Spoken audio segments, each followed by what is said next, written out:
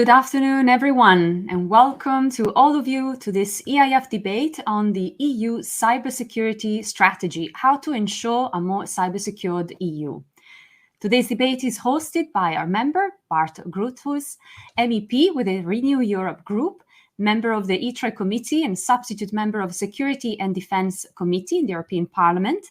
He focuses on cybersecurity, of course. He's been rapporteur of the NIS2 Directive, as you all know, but he also focuses on energy transition, disinformation, and foreign interference.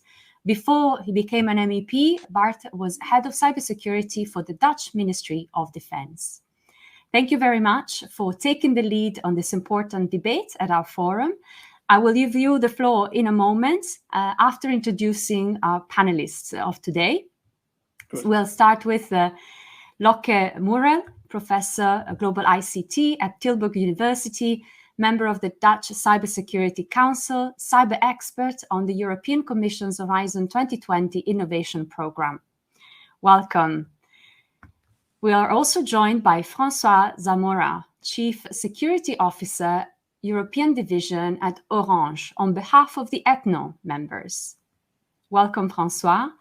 We will also be joined by Jakub Boratynski, who's Head of Unit for Cybersecurity and Digital Privacy at DG CNECT, European Commission. Thank you all very much for joining us. And with no further ado, I will leave the floor to our hosting MEP, Bart Groothuis, for his opening remarks. Thank you very much, Maria. And it's also great to be in a panel with a couple of thought leaders here in Brussels, but also outside from practice, from academia, and from the cybersecurity councils that we have in Europe. So thank you very much for hosting this. The subject of today, making a more cybersecure European Union, is interesting because it suggests there's more to be done. Because one might say we have a Cybersecurity Act, we have the NIS2, which I'm rapporteur on, we have the DORA, the Radio Equipment Directive. Von der Leyen has announced Cyber Resilience Act. We might have a horizontal body underneath that, and together with the strategy, we might be done. But I think that's far from where we are. We are far from done. We need more. I think the subject of today, more cybersecurity, implies that we can do more. And I'd like to suggest we do three things. First, we need to do something about new European capabilities that we should develop. The second thing I'd like to discuss is, I think that Lokke and Moerel will touch on it a little bit more, so I'll very briefly touch it on digital sovereignty.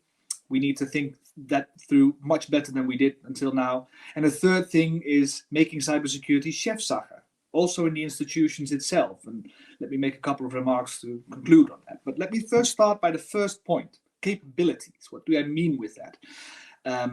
First of all, in the cybersecurity strategy, the European Commission announced a DNS capability, so we can thwart new cyber attacks from occurring, which is very good, and I support that. And I've seen that the Belgium CERT-BE, together with Belnet, an internet service provider, together are blocking malign traffic for their customers. Very good. We should do that on a European scale. The European Commission has announced it. Let's do it. I hope that the European Commission will also take on board, while doing it, blocking bulletproof hosters. It's very important that we take this idea on board. There's no reason why bulletproof hosters, who are malign by design, should be providing internet services across Europe. Another thing, what really think is important for the European internet safety, cybersecurity safety environment that we're in, is border gate protocol, which is not at the level that we want it to be. We have some very good new standards that we could roll out, like Resource PKI or several new standards, to make sure that routing of internet traffic and the core of the internet is being done much more secure than it is now, in order that we can avoid BGP hijacks or other malign forms of internet traffic rerouting. Let me also mention intelligence cooperation. It's not something I really want to go into depth right now, but we need attribution capability. We need a forefront of 4 or 5 nations inside the European Union to form a new body that could really help the European Union to pronounce and to be more of a geopolitical power in this changing world. And last but not least, as capabilities, let me mention this. In the Netherlands, there's a Dutch Institute for Vulnerability Disclosure. They scan the internet. They report to anyone. They found, for example, the Kaseya zero-day malware. They've seen many servers unpatched, and they make sure that the internet is being protected better against such threats. Now, that's a Dutch initiative, and it's good. I'm Dutch. But I would very much like to see the DIVD become a German institute for internet vulnerability disclosure, and a French, and an Italian, and a Spanish, and etc., etc. I want it to be more of a European effort. And the question is, can the European Commission make that grow into a European capability? Now, that's for the capabilities. I thought it was interesting to make Europe much more safer and better. Now, secondly, and Lokke Moerel is a thought leader on this, also worldwide, on digital sovereignty. Let me just touch on a couple of things that we could think about, more on the cryptography side, for example. But I would also like to mention a common language, a European language, like the MITRE framework, which is very American. I think that we could also develop a European language for this. But I think that we could do more on public-private cooperation. Make sure that we have a European sovereign space. Let me introduce an example that we've seen in a disinformation front, for example. A Russian military intelligence operation was run here in Europe, and Le Monde and Le Figaro in France, they reported on it. Nothing happened. And then months later, there was a link with a US operation. And then it was somewhere on page 3 or 4 of the Washington Post and the New York Times. And within hours, the entire operations by Russian military intelligence was taken down by the Silicon Valley platforms. Now, we need similar responses, because what we need is a European sovereign space that is actually working. If we put something in a newspaper, that we have also the power to enforce platforms, but in this case also other security providers across the globe, to act because something is going wrong in Europe. Now, thirdly, the most important perhaps is cybersecurity is becoming Chefsache, like they say in Germany. The responsibility of the CEO. He's becoming personally liable if there's negligible, repeated negligence in the cybersecurity posture. I think it's very important to transpose that also to the European institutions, right? The institutions itself are not secure. So we need new legislation for the institutions to keep us safe. But more importantly, it needs to be a political subject in the institutions as well. It's not a niche anymore. I see Joe Biden discussing cybersecurity and ransomware with Vladimir Putin. I don't yet see Ursula von der Leyen do it. I don't yet see Ursula von der Leyen grabbing a camera when COVID hospitals are being attacked in Brno or in Ireland or in Romania or in the Czech Republic or in Spain. And what she needs to do is say, this is not just petty little crime. This is almost a crime against humanity. And we will go after you, and we will find you wherever you are. And you will be prepared to feel the full force of the law. This is the language I want in the European institutions to be introduced. Because cybersecurity is not just Chefsache for companies. It's also Chefsache, I would say, for the institutions and for our political bodies. Now, to introduce that, back to you, Maria. I've taken too much time. I'm very eager to hear from the others. Thank you very much, Bart, for setting the scene and reminding us of all the initiatives that are ongoing, but your message was very clear. We are far from done. Let's now listen to Lokke Moerel. And I remind all of those who are listening to us that there will be later on the opportunity to join our panelists in the Q&A session. So be ready with your answers and questions. Thank you, Maria and Bart. Congratulate Bart on his latest NIS2 Directive draft. I see many improvements. One of the criticisms I gave was that it was first geared too much at cybersecurity at the system level, the security of our systems, very much focused on disruption and loss, for the entity that is that needs to be protected and its supply chain. And now I see all types of digital sovereignty requirements feeding in. The cooperation group is tasked with supply and supply chain risks, single points of failure, potential influence by foreign states, not only disruption or loss on a system level and an operations level, but also what is the impact of economic espionage, wider impacts on society, on our economic ecosystems, etc. I also see suddenly references to deploying AI to increase cybersecurity and open source. And the question Bart asked me was, look, Lokke, you see all the initiatives, and you gave a speech at the One conference on digital sovereignty and what the threats are and the solutions. Can you give us 4 pointers where you think things are still missing? So that's what I tried to do. Here we go.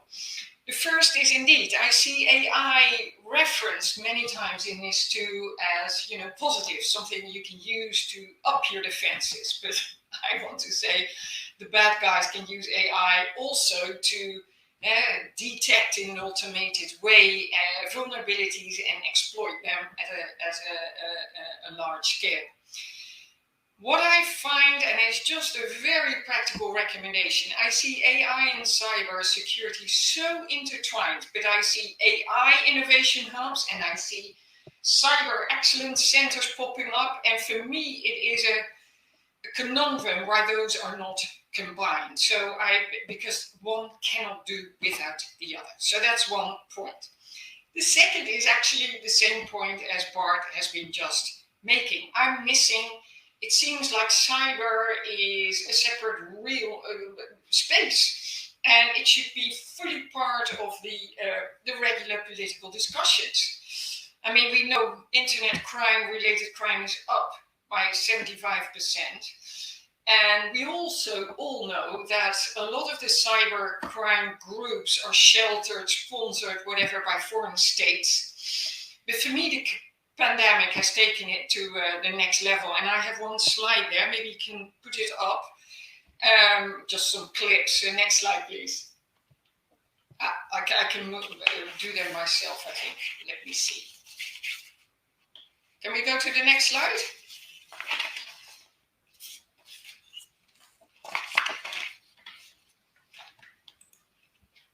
Yes, thank you. Well, here we see, I find China and Russia, Iran taking it to it unapologetically, trying to steal our research, COVID-related, infiltrating the European Medicine Agency, pushing fake news to undermine the COVID responses. And, actually, they're not even expecting a response. That is very different, as Bart said, to Biden, where he made, after the solar winds incident and the colonial pipe incidents, he made it part of the discussions between states, and rightly so.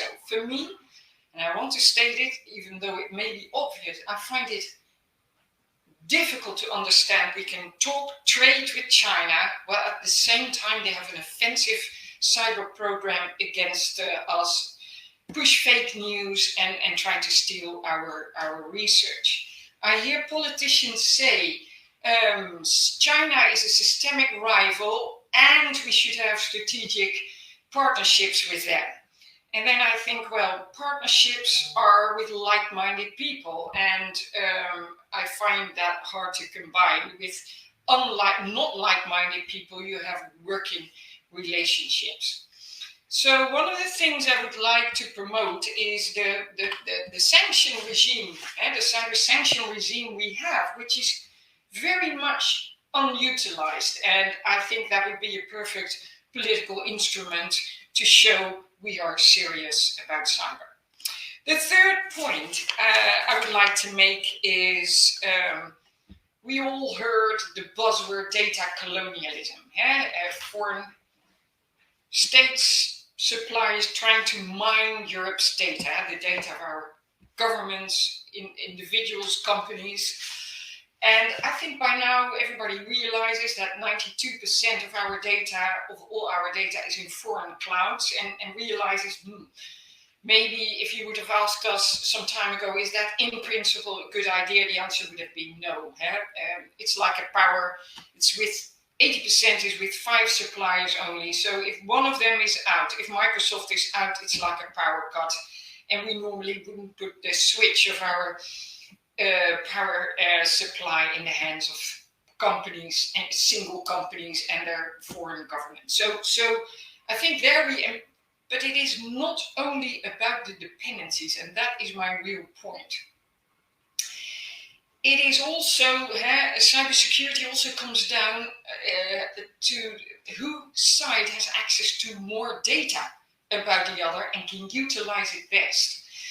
And people think we have GDPR to protect our personal data, but GDPR doesn't protect our collective data. And this is, I think, where we just need to think. By now, I see the US and China considering access to each other's data as a matter of national security. I mean, case in point, China banned the Didi app, which is the Chinese Uber, from their own Chinese app stores when Didi got listed at the New York Stock Exchange, because they were afraid the US could access data about how Chinese people travel, live, and etc., and work. And I'm not saying yes or no. We are actually, with the Dutch Cybersecurity Council, doing a further advice report on that, and investigation and research. You see, what data is actually a national security threat or not. And by now we have Biden having an executive order, because China is a systemic rival, and he can, on his own initiative, issue executive orders, and he can use that to protect sensitive data going to China. The other way around, China has issued privacy laws that ban the export of important data, which nearly covers every data. So the question is, what are we going to do? Each their own data, the US and China, and then also all our data? Or are we going to think about what is sensitive then and what not?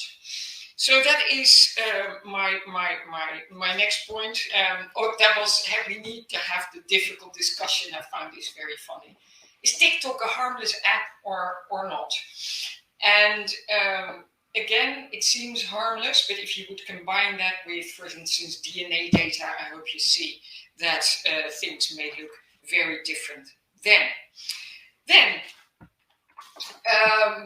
the fourth point. The EU is trying to find a third way and avoid tech nationalism by not trying to create its own big tech, not closing down Europe, but keeping the market open. And how are we going to do it? By setting requirements for interoperability, for instance, in the context of cloud, but also by having open source, open technologies, and that will then facilitate to combine data sets, because for AI innovation, you need large quantities of harmonized data, plus also by interoperability between all the cloud solutions here, offerings in Europe, we try to scale up in a horizontal way rather than vertically within the big hyperscalers. So those are recommendable objectives, and I fully support them, but they are at this moment all voluntary. That is one. And I see that they're inconsistent in the sense that, for instance, open source is included now and referenced many times in the NIS, but for instance, it's not included in the EIDAS, it's the electronic identity regulation of Europe, where it would really fit, for instance. So that was my fourth point, and I want to conclude that I find at the moment we have a bit of a toxic combination where you have a lot of dependency on non-EU suppliers, where we have vendor and data lock-in. Then we have the Schrems case, where you cannot just transfer data to the US with additional protections. And we do not see a political solution at the US and EU level to solve that. Then at the same time, we see no enforcement of the GDPR data transfer rules, which is pissing off a lot of institutions, data protection authorities not having enough money to do it, etc., etc. And then there's a lack of antitrust enforcement to address the vendor and data locking. And I see a lack of political direction on what does data sovereignty actually mean. Yeah? And again, GDPR will not protect. You need a rule then, maybe, or an intervention power like Biden has, in which cases is it critical and when it is not. But also, 100% interoperability requires mandatory. Open source, mandatory. And what I see is that member states, standard institutions are all looking for ways to include elements of data sovereignty or digital sovereignty requirements in, for instance, their standards, standard setting for national services, blah, blah, blah, which will not only, friction will cause friction in our internal market without addressing the real issues we see. So this is it for me. Thank you very much.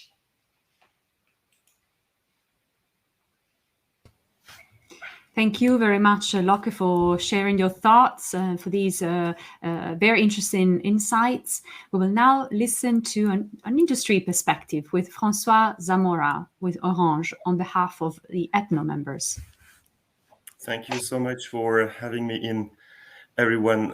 Thanks a lot to Bart and to Lokke. I think what was just presented was consideration at a very important scale, which is this systemic scale. The systemic scale implies risk and events that occur at a continent level or between continents. And in an ecosystem of telecommunications sector, what we consider is that cybersecurity can be fostered only at an ecosystem level in order to prevent the systemic level of risk. In order to prevent the systemic level of risk, we need the supplier side to be on the safe side of the practice. That means to foster risk management and vulnerability management on the think phase, the build phase, and the run phase of the products. The think and the build are on the provider side. And what we would like to foster is the fact that there are gaps today in the supply chain, risk management and vulnerability management. All actors, without exception, that are participating to a critical function in our networks, in our technologies, need to be made responsible for their role in the ICT value chain. What does that mean? That means that all vulnerabilities that are belonging to a given technology or components need to be disclosed on a safe way in order for the operators to operate correctly in with compensating controls the products that are being proposed. However, I was just discussing yesterday a review of manufacturers and our partners and vendors, and we were considering that some of the vendors are willing to sell us the vulnerability information and to sell us a service to remediate the vulnerability and the defect of the products that are under their responsibility. That is not the correct rationale. In order to make an ecosystem of technology and operation safe, you need to make these actors and players within the same umbrella of responsibilities of regulation and liability. So that would be the very first point to fulfill the gaps in the supply chain of products and software And I'd like to stress that the software vendors would be the first concern in that consideration. The second aspect of raising at the ecosystem level cybersecurity would be to foster cybersecurity rating with a trusted and transparent approach in the ecosystem, so as to have agencies that are controlled, that are monitored, and also that are transparent with the methodologies they are going to use in order to send out loud a given notation.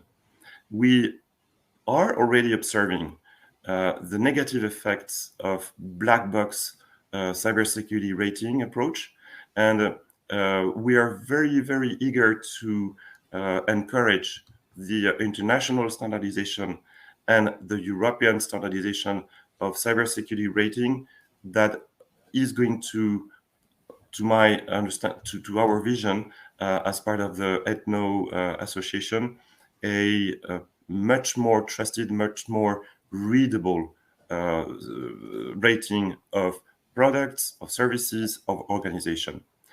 Bart was saying earlier that the CEO is held responsible for negligence, for liable and omitting some risk management driven decision. It is very, very effective, the fact that in order to orient the adequate decisions with the right amount of resources at the just level of risk is the approach that we should foster. However, in order to enable that at European level, we are definitely adhering to the ecosystem of the approach that Bart and Lokke were presenting earlier.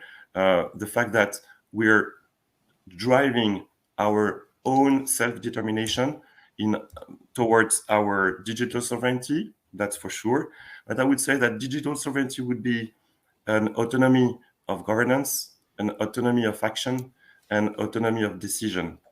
If you are considering the autonomy of governance, then European Union and the institutions are very well aware about the stakes of cybersecurity, although, as Bart was saying earlier, there are some path and distance to come up.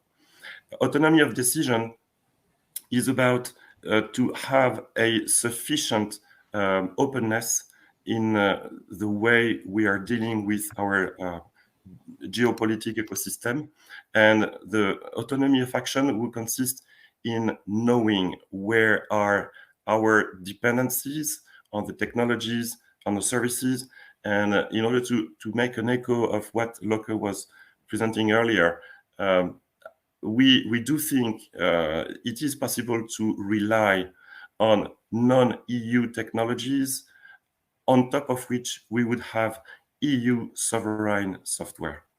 So that would be the key elements to underline today. On behalf of the ETNO and the telco industry, the stakes are extremely high, in particular in 5G, and the way the 5G is going to be consumed by critical industries and sectors. So as a takeaway, make the software vendors, the software industry aware of the vulnerabilities they are introducing using a variety of open source, and make transparent and trusted the ecosystem for cyber rating agencies in a context of a quest of European digital sovereignty. Thank you. Thank you very much, François, for sharing your views and the views of the sector you represent here today. We will now listen to Jakub Boratynski with the DG CNECT European Commission. Welcome, and the floor is yours. Good afternoon. Thanks a lot again for the invitation. It's a great pleasure to be here. Unfortunately, I had technical issues, so I have missed beginning of the debate. Well, I would say that in the introduction, maybe I would focus on two main issues. I mean, think about what else needs to be done, what elements of the cybersecurity policy framework are needed. So the first point is very much related to the fact that we really want to significantly step up cybersecurity of products in the internal market. And in relation to this, because I mean, let's face it, I mean, to a large degree, this has been indeed, broadly speaking, a regulatory Wild West. And of course, we have clearly many developers, vendors which take cybersecurity seriously. This is part of the product design and development life cycle. But clearly, from a sort of broad market perspective, you have a lot of products in the market that do not even conform to basic cybersecurity requirements. So this idea of developing the rules in the internal market has been notably set out in the strategy adopted by the Commission and High Representative at the end of last year. But also then we've heard the announcement of Cyber Resilience Act in the State of the Union speech of the President of the European Commission. And I think this is now really firmly on the agenda that would require clearly a major dialogue and engagement with the industry.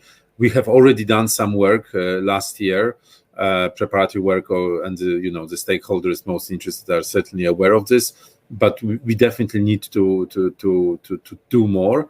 And I mean, being in the cybersecurity field for a long time, I would really see this as an important turning point. That is actually, we have been putting quite some burden on the companies, on the critical infrastructure through the NIS.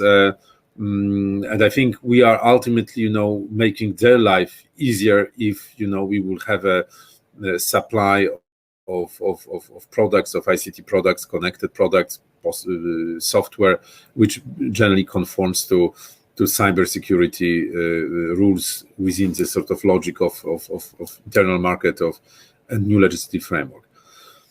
The second point that I would like to raise is, and I think it also refers to what one of the previous speakers was referring to, the, I would say, very fragile and dynamic, to say the least, international environment. The question is, are we collectively, as Europe, prepared to face a major cyber crisis? So I think that in spite of many things that have been done over the last years, building up national capabilities, developing EU-level cooperation, if we were to be tested into a series of major incidents with a real tangible impact on critical infrastructure, I think there are still gaps or uncertainties how we would actually manage this collectively. So it was with this in mind that already some years ago, a Commission has adopted recommendation to so-called blueprint to develop comprehensive cyber framework for cyber crisis response. And ultimately, this year, Commission, building on the previous announcement of the President and the strategy, published recommendation for Joint Cyber Unit. Joint Cyber Unit, as an idea, has to be seen within that context. What we need to do to have a comprehensive cyber crisis response framework, where we are able to transcend the boundaries between different cybersecurity communities, where we can build our situational awareness, building on the input from CSIRTs, from private sector, from law enforcement, how we can create synergies also with the diplomatic community. All of this would ultimately determine whether we are able to have an effective response. And that obviously requires also the right degree of preparedness. So this work is, I would say, ongoing. There are a lot of, let's say, sensitivities that we have to manage, and how to bring, the different communities together. It is not easy at a national level. It might be even obviously more difficult at European level. But as I say, the big picture is or the big question that is in front of us, to what extent are we ready in case we will face major attacks with impact on critical infrastructure? And I think this is something that we should always bear in mind, and not to be discouraged by the fact that legally, institutionally, it is a very complex exercise to have it done. So that I would like to stop my contribution here. Thank you.